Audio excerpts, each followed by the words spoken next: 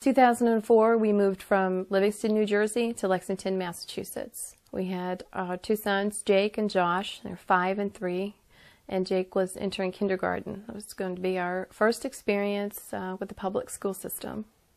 I went to pick up Jake one day from kindergarten, and they had a diversity book bag they had given him. And when I opened up the diversity book bag, I found a book called Who's in the Family? And as I started to thumb through the book, they were children with 2 mothers.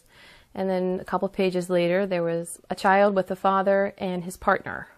So it was a book that was definitely intended to introduce and normalize homosexual relationships. So what this diversity book bag did in finding this book is just raise our concerns, wondering, well, what else is in the school? This is our 5-year-old son, and you know, we're not abrogating the responsibility of raising him or his moral instruction.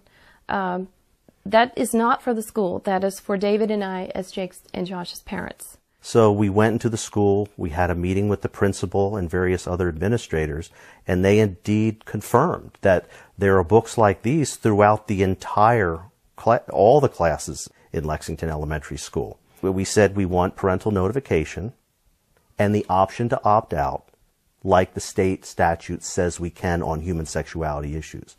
They said no. They flat out refused. The teacher told us to go to a GLSEN workshop within the schools to educate us about it.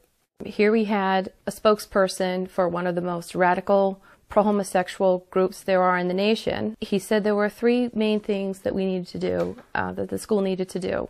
One, you needed to have more pictures of gay and lesbian families on the walls, because the more that you have, the better that it is. Because the more that children see this, the more it's normalized in their minds. And it imprints on them, and he explicitly said, because they're so young and impressionable. Mm-hmm. And of course, that's why we were very concerned. When we objected in the meeting, we had a couple of parents become quite angry.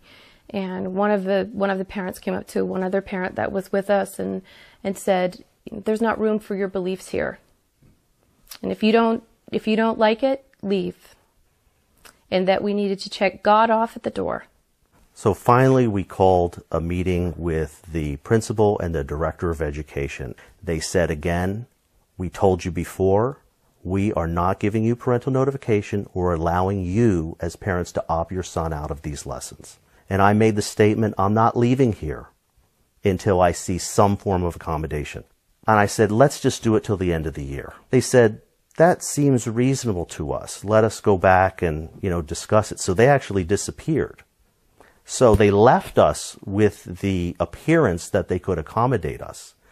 But what they had actually done is disappear and called policemen. The accommodation that they were willing to give was to arrest my husband, to handcuff his hands behind his back, and to take him to the Lexington jail overnight. They had someone deliver a paper to me that the administrators and the superintendent of schools had banned me from all schools in Lexington for indefinite period of time. I couldn't even go to the school to pick him up or see him. And I said to the judge, "What if my child is in danger? I'm going to go to that school."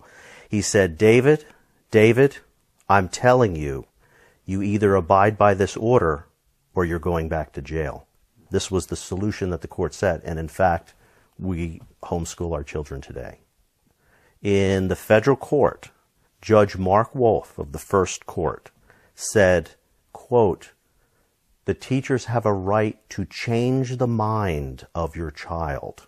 They're going to use our case against people in other states that also want notification and opt out of their children in gay marriage lessons." Mm-hmm. Because the court said gay marriage is legal and valid.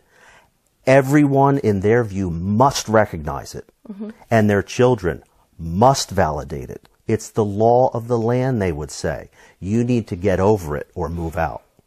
Go and vote for one man, one woman. You have to make sure that your state law clearly states marriage is between a man and a woman. That's your only means of protecting your children. Your rights as a parent.